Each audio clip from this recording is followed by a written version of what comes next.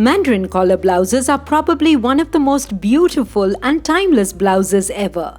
They bring an enviable elegance to your sari. So if you are looking to get an Instagram-worthy wedding outfit, this video is for you. In this video, you will learn how to cut the pieces required for a Mandarin collar blouse from the template, joining the lining and the main piece together, attaching the front and back pieces of the blouse, hemming with bias strips, attaching a zipper, and lastly working on the highlight piece, which is the collar. Material required: 1 meter of sequin fabric with a width of 45 inches, 1 meter of satin fabric for the lining with a width of 45 inches, 1/4 of a meter of thick interlining fusing. Templates for the Mandarin blouse, which you can download from your website www.ushasew.com. Openable metallic zipper of 14 inches. 2 hooks and eye set. Beaded pins, chalk, measuring tape, iron, scale, Usha Janomi zipper foot, hand needle, scissors and matching thread. Step 1. Template marking and cutting. Let's start with the sequined fabric.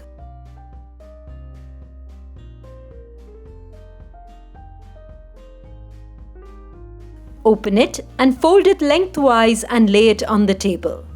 Right side facing right. Then place the templates for the Mandarin blouse downloaded from www.ushasew.com on the fabric. Place the front template on the fold as shown. Then place the back template. As you can see, the back template is not placed on the fold as we need 2 separate pieces of the back.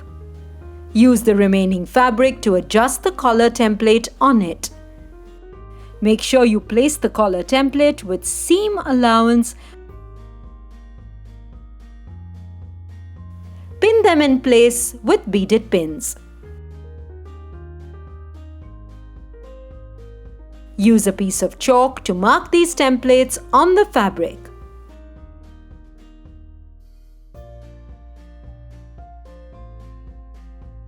Gently trace the materials on the fabric.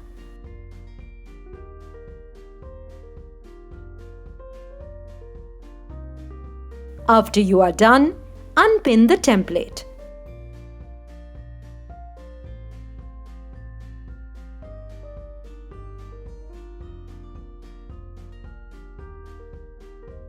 Remove the templates and pin the fabric again to ensure that the fabric stays in place while cutting. Use a pair of scissors and cut out the pieces from the fabric.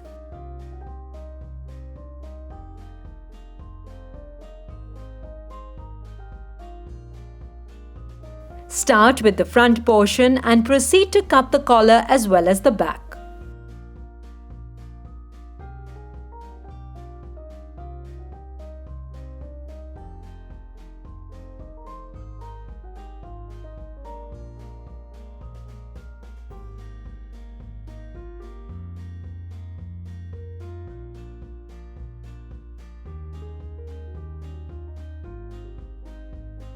Similarly, use the templates and cut the required pieces from the satin lining fabric. We need 2 pieces of satin lining fabric for the collar. You should have the front, back and collar piece. Once you have all these pieces, bring the fusing out. The fusing is used to provide extra stability to the fabric and to ensure that it keeps its shape. We'll be using this on the collar. The shiny part is the wrong side that will stick on the fabric. Place the without seam allowance collar template on the right side of the fusing and trace it over with a piece of chalk. Note this template is a bit narrow than the collar template we've used for the sequin fabric.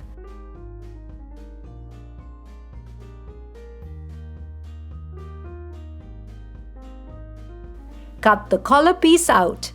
Be careful as it's easy to go wrong with curved pieces.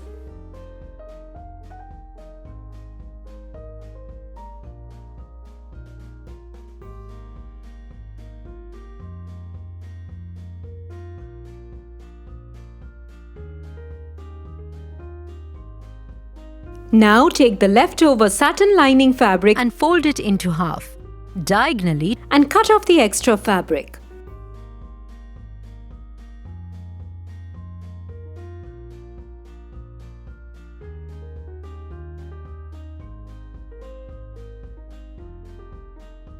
Now, let's cut the bias strip from this fabric. From the edge of the fabric, measure 1.5 inches and mark it. Do this throughout the fabric.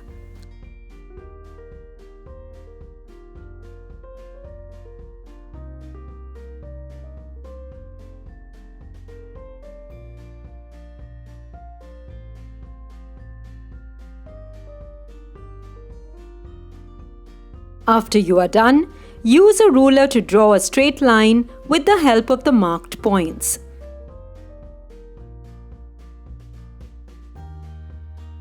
Cut the strip out.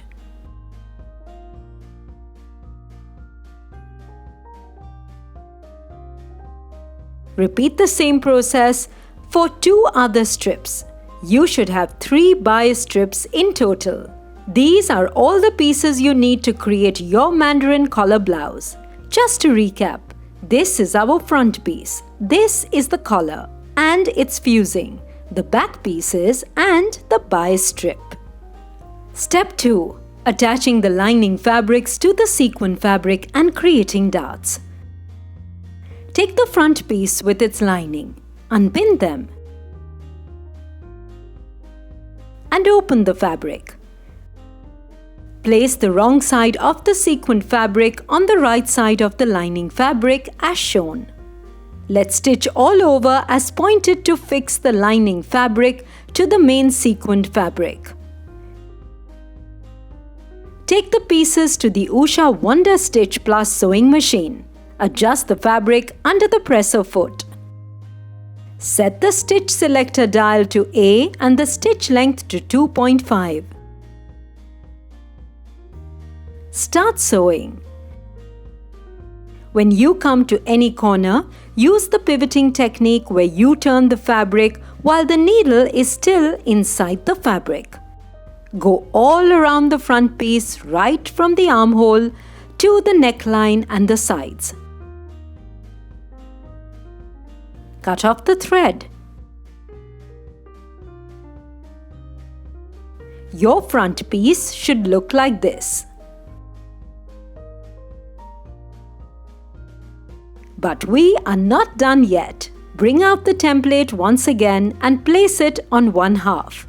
Notice the 2 notches at the bottom and the dot at the center. These are the markings of the dart. Mark the dart's points indicated on the template with chalk. After you are done, flip the template and mark the 3 points on the other half as well. Then remove the template and with the help of a ruler, join the 2 notches and 1 dot to form the triangle dart like shown.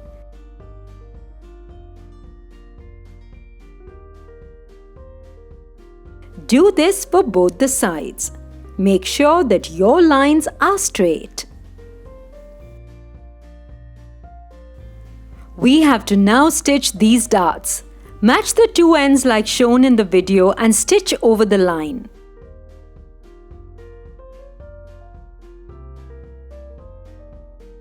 Don't forget the reverse stitches to secure your stitches. Cut the thread and do the same for the other side.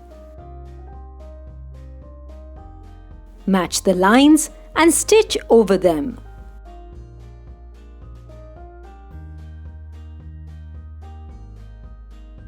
Once done, cut off all the extra threads.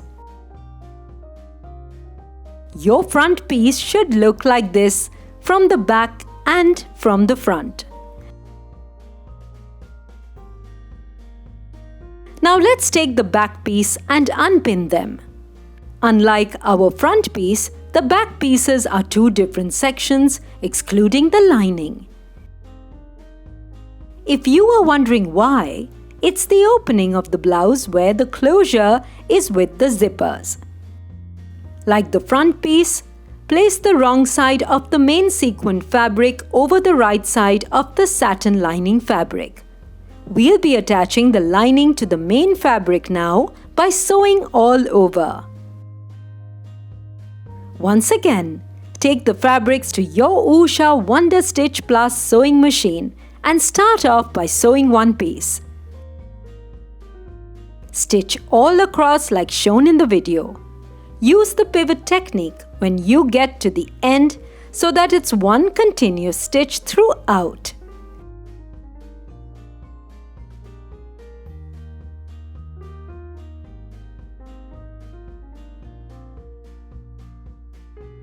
Cut the thread and let's move on to the other piece. Your two stitched pieces should look like this.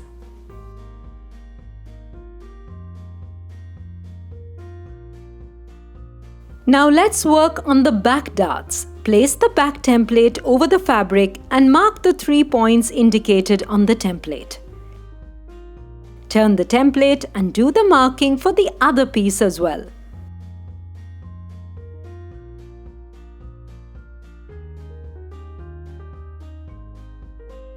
After you are done, use a ruler to connect the marked dart points.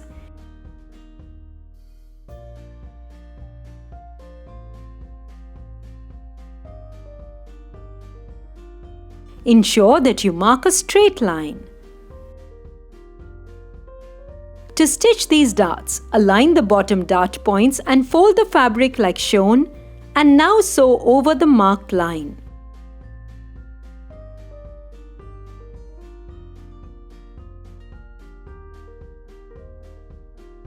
Reverse stitches are essential for this step. The same process will be repeated on the other piece. Cut all the extra threads. Our stitched darts should look like this. Step 3. Attaching the front and back pieces by stitching the shoulders and the side seams. Next on the list is attaching the front and the back piece by joining the shoulders. Place the two back pieces over the front piece, right side facing right, and pin both the shoulders.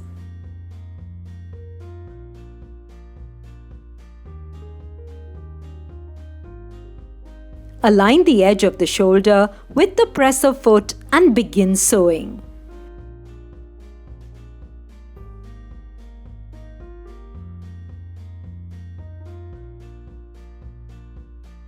Do the same on the other shoulder as well.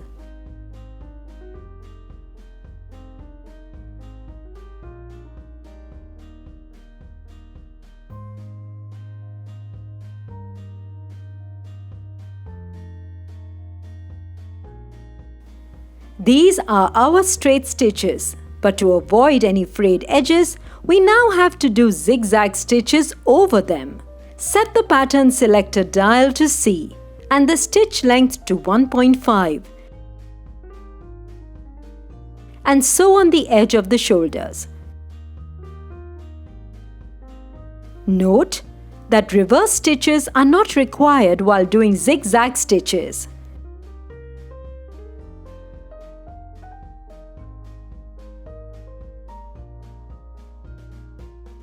After you are done, cut the extra threads. Doesn't the fabric look much neater? This is how the two pieces will look like post-stitching. After the shoulders, we will be stitching the sides. Pin the sides like shown in the video and let's sew on the seam allowance.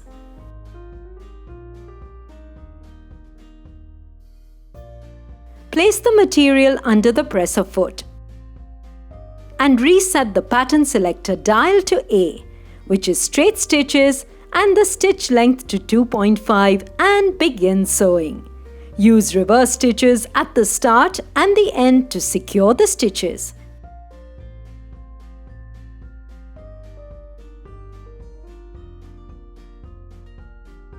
Once you reach the end, lift off the presser foot, cut off the thread, and move to the other side. Repeat the same process of sewing.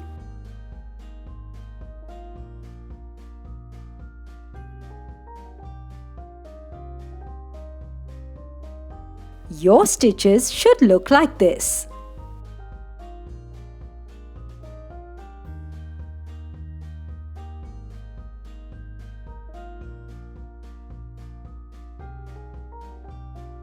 Step 4. Attaching the bias strip to the armholes and the bottom hem.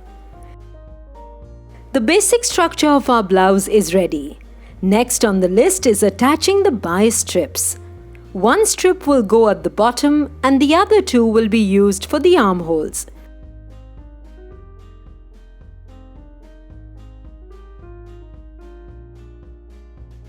Leaving about 2 inches of the bias strip at the start, place the right side of the strip on the right side of the fabric around the armhole as shown. Align it to the edge of the presser foot and begin sewing. When you are about to reach where you started, stop. Align the strip till the joint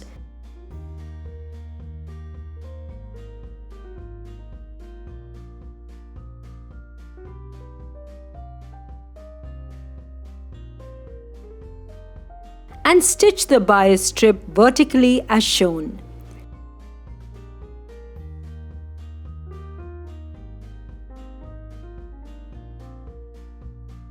Cut the extra strip, leaving half an inch extra. Now sew the remaining 2 inches and also flatten the seam of the bias strip and stitch over it.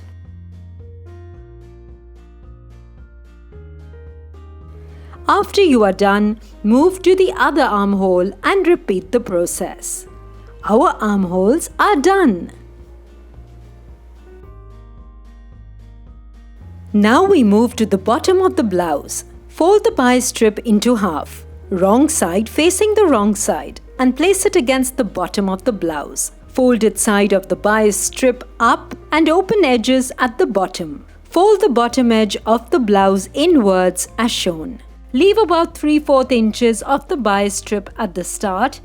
Make sure you use a steady hand to ensure that the bias strip is folded correctly throughout.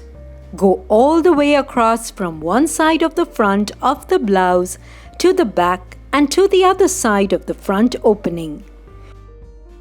When you reach the other edge of the opening again, leave about 3/4 inches of the bias strip at the end and cut off all the extra bias strip. After you are done, we'll be doing top stitches on the bias strip attached at the armhole and the bottom. This will ensure that the circular strip stays flat and gives a neat finish.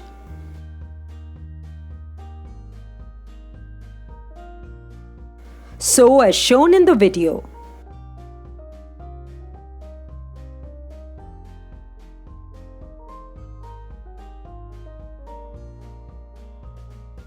Do the top stitch on the other armhole as well. Cut off all the extra threads and move to the bottom of the blouse. Make sure the fold of the bottom bias strip is flat and even while you do the top stitch over it.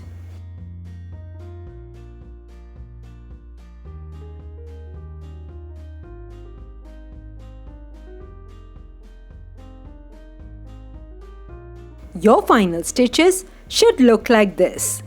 These are the armholes and this is the bottom hem of the blouse. Step 5. Attaching the zipper to the blouse. Take a 14-inch open-ended metallic zipper. To attach it, fold one side of the back by half an inch and place it over the right side of the zipper like shown and pin it.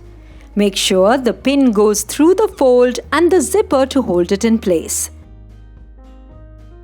Open the zip completely.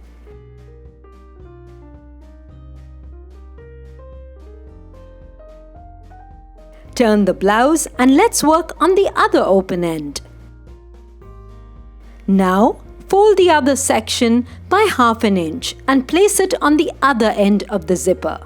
The folded edge will be placed on the right side of the zipper. Pin it in place for the ease of stitching. Now close the zipper and we'll be stitching along the pins section to attach it to the fabric. Take the blouse to your sewing machine. Open the zipper once again to make it easy to sew and replace the regular presser foot with the Usha Janomi zipper foot.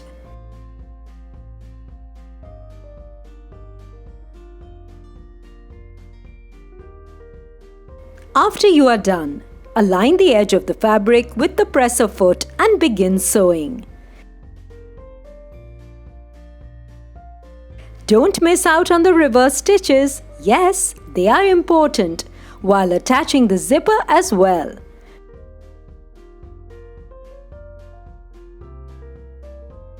Cut off the thread and sew on the other side of the zip as well.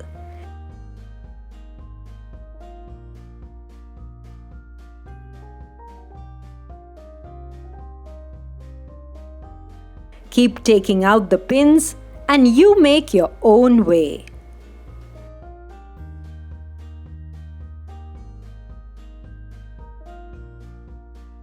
The attached zipper should open with ease, without any fabric obstructing the path.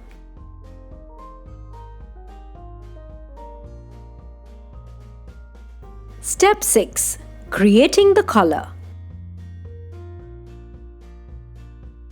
After we are done attaching the zipper, we will move on to working on the collar, the main highlight of this blouse.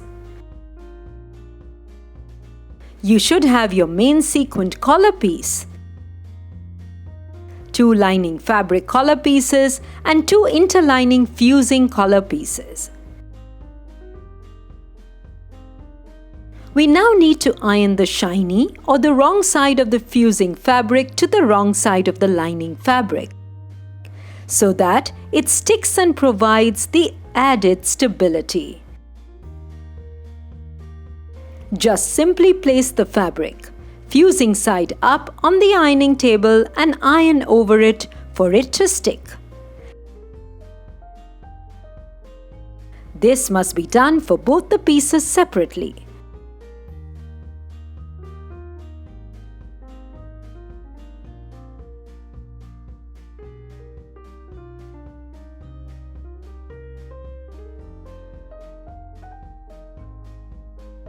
Now turn one lining piece around, right side facing up, and place the main fabric over it. The sequin side should face you. Now place the right side of the other lining fabric over the main fabric like shown. Once it's done, we'll be sewing all these pieces together. Pin the collar in place. Ensure that the beaded pins go through all the fabrics. Before sewing, replace the zipper foot with the regular one. Start off by sewing from the fusing fabric.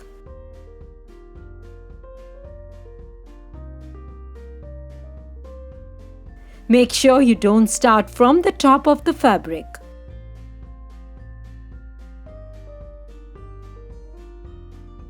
Once you reach the end of the interlining fusing, turn the fabric. We will be sewing the collar materials together in one continuous stitch. But we'll be sewing only 3 sides. You'll see why.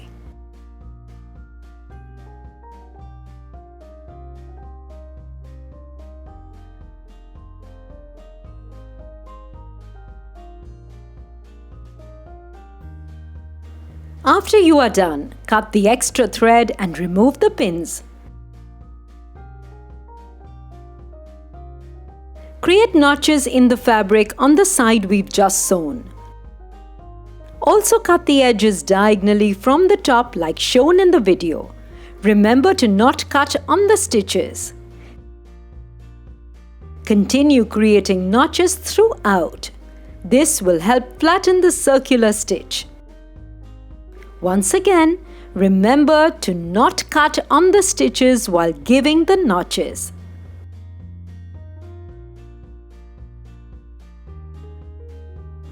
Now, turn the collar inside out from the unstitched side like shown in the video.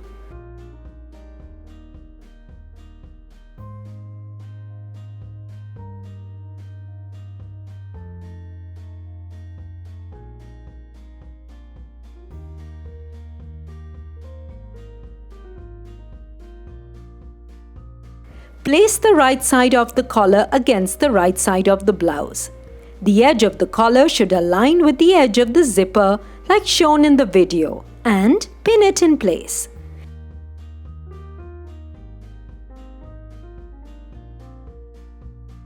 Continue pinning the collar throughout.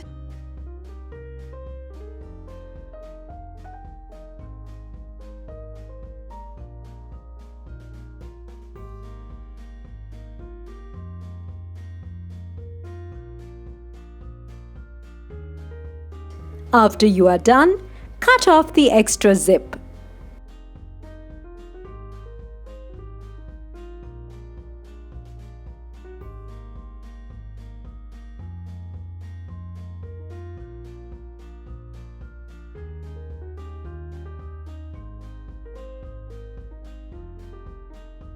For the ease of stitching, open the zip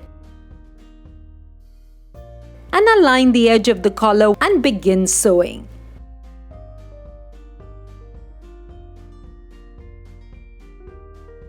Take the pins off as you make your way to the other side.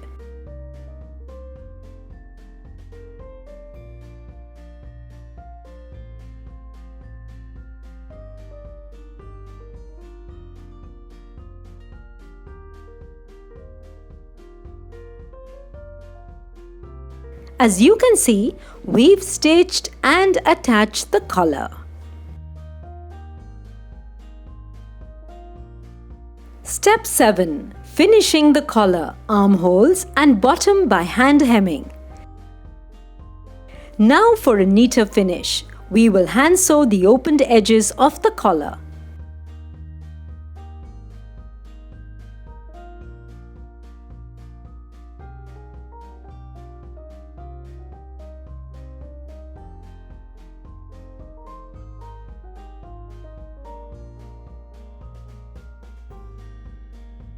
After you are done with the collar, we will hem the armholes as well as the bottom by folding the bias strip inside and sewing over it.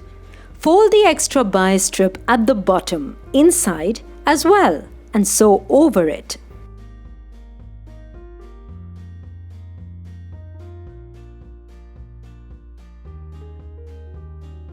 Continue sewing till you reach the end.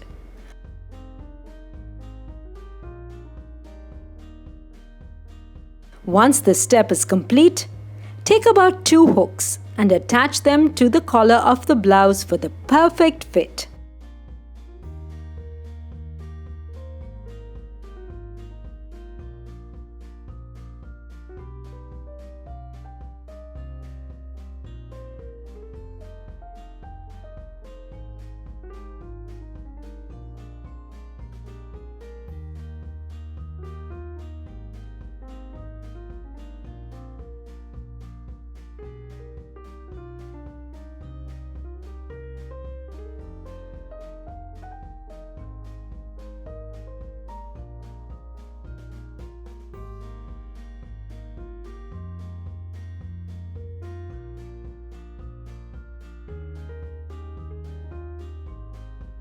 Don't forget to sew the eye of the hooks as well.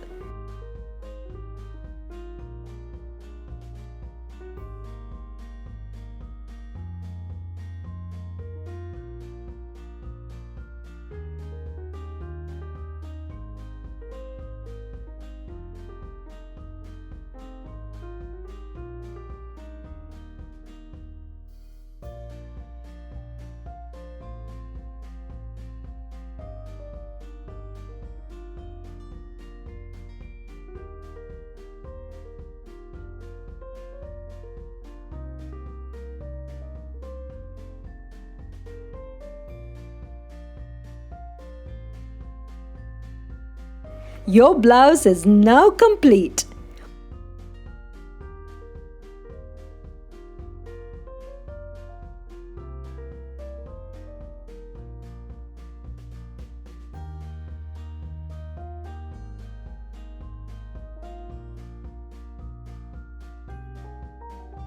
We recommend styling it with a lighter sari as the blouse itself adds a wow element to your look.